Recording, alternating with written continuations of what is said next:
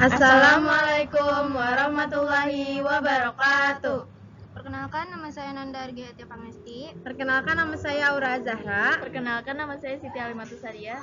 Di sini kami akan mempresentasikan tentang aplikasi perkantoran. Sejarah komputer. Komputer merupakan sekumpulan alat elektronik yang bekerja sama untuk menerima, mengolah, dan menampilkan data kepada pengguna.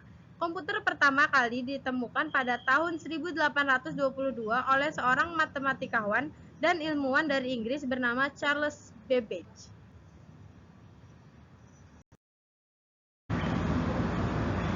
Sejarah komputer secara garis besar dipisahkan menjadi dua era, yaitu era sebelum tahun 1940 dan sesudah 1940.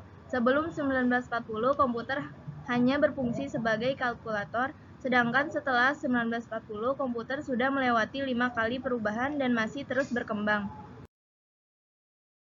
Bagian Microsoft Word, generasi pertama 1940 sampai 1956. Selama periode ini, generasi pertama dari komputer mulai dikembangkan. Komputer generasi pertama menggunakan tabung vakum untuk sirkuit dan drum magnetik untuk penyimpanan memori.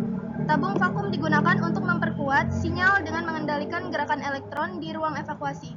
Komputer generasi pertama sangatlah sulit untuk dioperasikan dan berbiaya sangat mahal. UNIVAC dan ENIAC adalah contoh komputer generasi pertama yang digunakan Badan Sensus Amerika Serikat.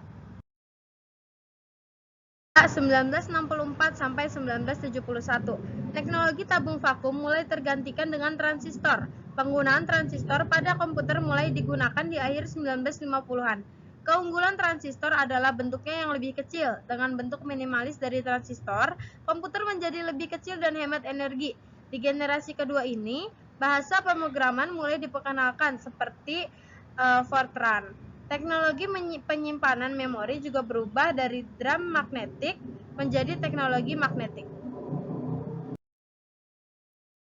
Generasi ketiga 1964 sampai 1971. Pengembangan sirkuit terpadu adalah ciri khas dari generasi ketiga komputer. Bentuk transistor semakin diperkecil dan ditempatkan di chip silikon yang dinamakan semikonduktor. Teknologi ini semakin mempercepat kinerja komputer. Selama periode ini, mouse dan keyboard mulai diperkenalkan. Generasi ketiga juga sudah dilengkapi dengan sistem operasi. 1971 sampai sekarang.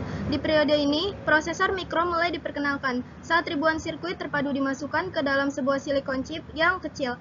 Prosesor pertama, Intel 404 chip mulai menjadi otak utama di sebuah komputer. Saat periode ini, istilah personal komputer alias PC mulai digunakan. Dengan teknologi yang lebih maju, generasi keempat menjadi tonggak awal pembangunan internet.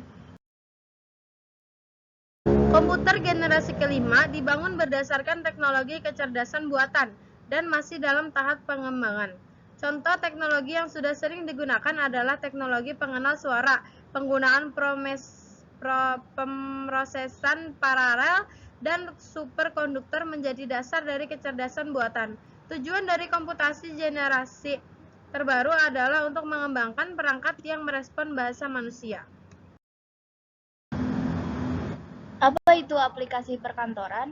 Aplikasi perkantoran adalah kumpulan aplikasi atau perangkat lunak yang digunakan untuk meningkatkan produktivitas berbagai pekerjaan yang biasa dilakukan di perkantoran.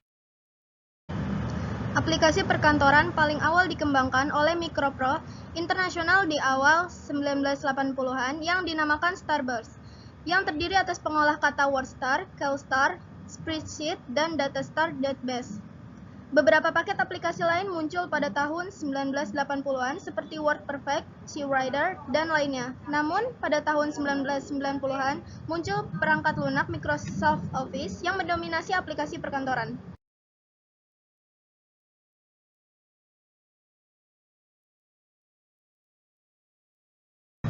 Microsoft Excel adalah aplikasi yang memungkinkan input data berupa tulisan, teks, angka, atau fungsi kompleks lainnya. Aplikasi ini juga dikenal dengan sebutan spreadsheet, lembar kerja elektronik. Program ini membantu pengguna untuk menghitung, menganalisis, juga mempresentasikan. Microsoft Word adalah program aplikasi dari Microsoft Office yang biasa sering digunakan untuk pengolah teks, pengolah dokumen, laporan, dan lain sebagainya. Microsoft PowerPoint adalah program aplikasi Microsoft Office yang berfungsi sebagai media presentasi multi-slide. Aplikasi ini sangat populer dan digunakan di berbagai bidang seperti pelajar, perkantoran, bisnis, pendidik, dan trainer.